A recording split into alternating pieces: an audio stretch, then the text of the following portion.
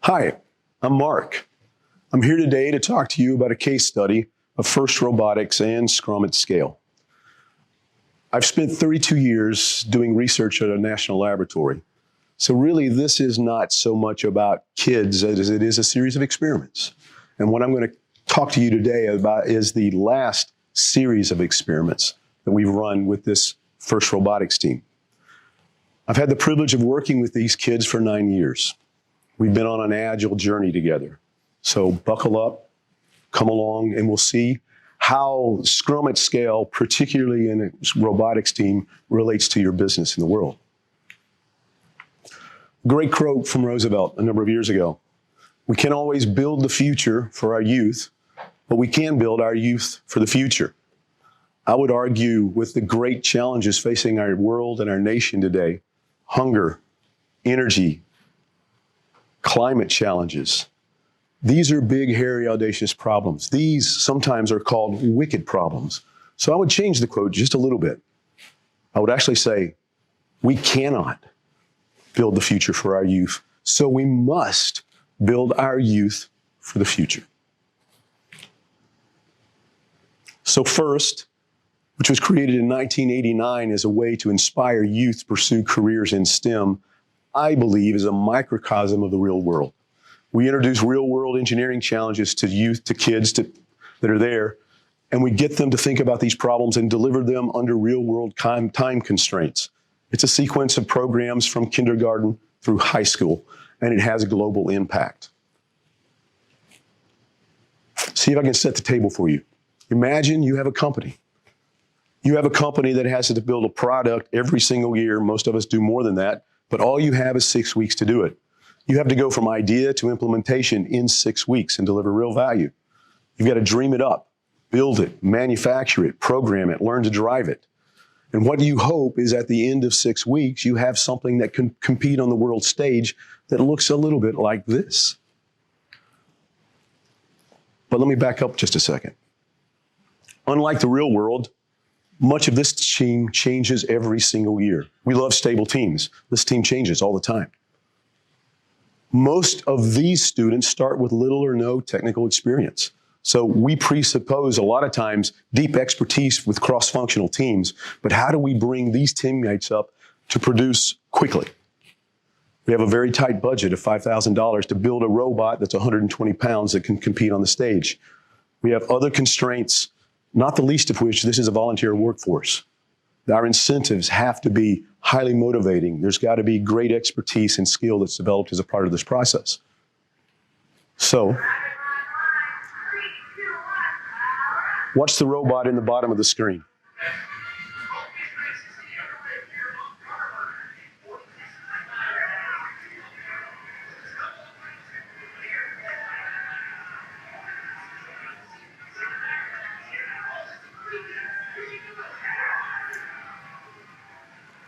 So what these kids did was in the top few percent of any of the 3,500 robots in the world last year. And it was all done by students, not professional engineers. By the way, this is not just software. So one of the things we've done with these students is introduce them to what we think is the real world of business, taking the best of lean startup design thinking, but scrumming the whole process. Continuous improvement, giving them the greatest skills, not only the hard skills, but the really important soft skills of what it's going to mean when they leave high school, where they could start their own companies, plug into a high-performance research team in a graduate school, or plug right into the workforce. An amazing set of things we're trying to do. So one of the things we've done to do that is we've introduced Scrum. We've been using Scrum for 5 years across the team. They've had great results on the individual level. But one of the things we faced a challenge of is how do we introduce new skills and how do we scale up? If you can imagine this, we need to explore ideas very rapidly to provide the best idea in the robot, which means if we can do exploration in parallel and integrate after every sprint, that's an amazing thing. So we can use great resources. To do that this year, our EAT suggested we recommend the introduction of guilds and chapters to address skills in the off season. As you can see here, we have disciplines that are really your chapter connections, so you can pass on technical expertise across teams. But then we also have a guild, which is an integration of multiple things that have a tight interdependency. Control, software, electrical, and pneumatic. So we've used this to introduce an improvement backlog for learning skills that's introduced in each sprint to improve our skills acquisition and our delivery. Delivery is king. Delivery of value, which could be learning, delivering of a product that can be fielded and put on the world stage is even above that.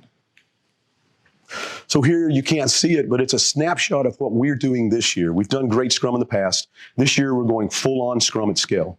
We've trained the students. We have a series of executive meta Scrum and executive action teams. These are the Scrum masters and the product owners that are really scrumming the what and the how across all of the teams. In this process, we have a guild backlog that lets us continue to address technical debt during the season, but we have a release roadmap of the entire build season and the competition season that's integrated on as we go through each sprint. We run 1 week sprints with 2 weeks releases of potentially competitive robots. So in the snapshot, you see that we have this daily Scrum. Immediately after that, we have the scaled daily Scrum. Our teams are small enough that everybody comes together so we can quickly understand what's being done. Not only are there any improvements that need to be made, but what are the technical challenges we're going to have that day to meet the sprint goals for the week to make sure that's communicated effectively. At the end of the week, we're small enough that we do a scaled set of demos. So everybody sees what we're doing, and from that scaled set of demos immediately flows into individual team level retrospectives to look at how they're doing better. And from that flows into the entire leadership team addressing the priorities for the following week based on what we learned, what we're learning globally in the world that will make us more competitive as a team in the next sprint. So we're providing that feedback loop of continuous improvement along the way. Our Scrum room is full stack.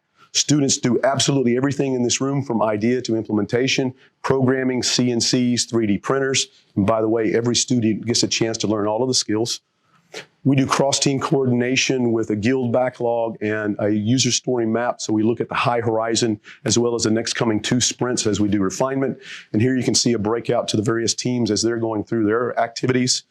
What I would say is scaling good Scrum is imperative, and it's going to rock the First Robotics community in this next year. So First Robotics and Scrum at Scale, an incredible experiment for learning and for training. Come join the insurgency.